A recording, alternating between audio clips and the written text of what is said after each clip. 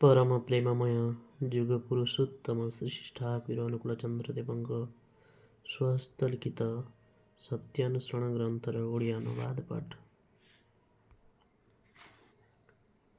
ଭାରତର ଅବନତି ଡିଜେନେରେସନ୍ ସେହି ସମୟରୁ ଆରମ୍ଭ ହୋଇଛି ଯେଉଁ ସମୟରୁ ଭାରତବାସୀଙ୍କ ପାଖରେ ଅମୂର୍ତ୍ତ ଭଗବାନ ଅସୀମ ହୋଇ ଉଠିଛନ୍ତି। ଋଷିଙ୍କୁ ବାଦ ଦେଇ ଋଷିବାଦର ଉପାସନା ଆରମ୍ଭ ହୋଇଛି।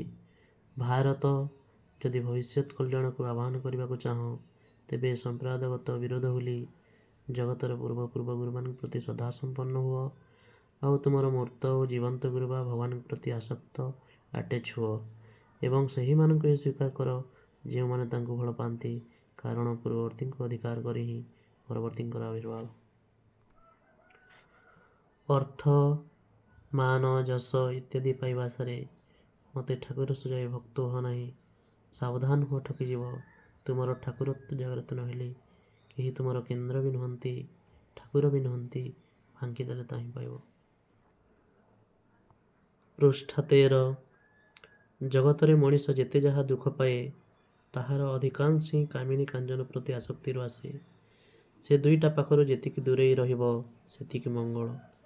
ଭଗବାନ ଶ୍ରୀ ଶ୍ରୀ ରାମକୃଷ୍ଣ ଦେବ ସମସ୍ତଙ୍କୁ ବିଶେଷ ଭାବରେ କହିଛନ୍ତି, କାମିନୀ କାଞ୍ଚନ ପାଖରୁ ତଫାତ୍ ଖୁବ୍ ତଫାତ୍ ରୁହ। କାମିନୀ ଠାରୁ କାମ ବାଦ ଦେଲେ ହିଁ ସେ ମା ହୋଇ ପଡ଼ନ୍ତି। ବିଷ ଅମୃତ ହୋଇଗଲା ଆଉ ମା କେବଳ ମା, କାମିନୀ ନୁହେଁ। ମା ଶେଷରେ ଘି ଦେଇ ଭାବିଲେ ସର୍ବନାଶ। ସାବଧାନ, ମାକୁ ମାଗି ଭାବି ମର ନାହିଁ। ପ୍ରତ୍ୟେକଙ୍କର ମା ହିଁ ଜଗଜ୍ଜନନୀ। ପ୍ରତ୍ୟେକ ଝିଅ ହିଁ ନିଜ ମାର ବିଭିନ୍ନ ରୂପ ଏହିପରି ଭାବିବାକୁ ହୁଏ।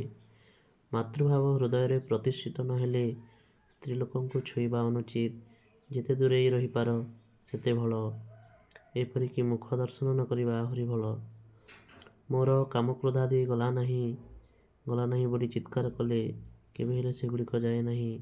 ଏପରି କର୍ମ, ଏପରି ଚିନ୍ତା ଅଭ୍ୟାସ କରି ନେବାକୁ ହେବ ଯହିଁରେ କାମକ୍ରୋଧାଦିର ଗନ୍ଧ ବି ନ ଥିବ। ମନ ଯାହାଦ୍ୱାରା ସେସବୁ ଭୁଲିଯିବ। ମନରେ କାମକ୍ରୋଧାଦିର ଭାବ ନ ଆସିଲେ କିପରି ତାହା ପ୍ରକାଶ ପାଇବ? ଉପାୟ, ଉଚ୍ଚତର ଉଦାର ଭାବରେ ନିମଜ୍ଜିତ ରହିବା।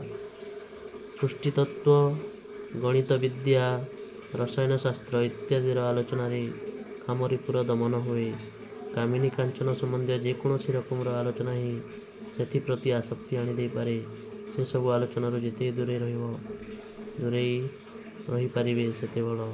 ଓଁ ଶାନ୍ତି ଶାନ୍ତି ଶାନ୍ତି।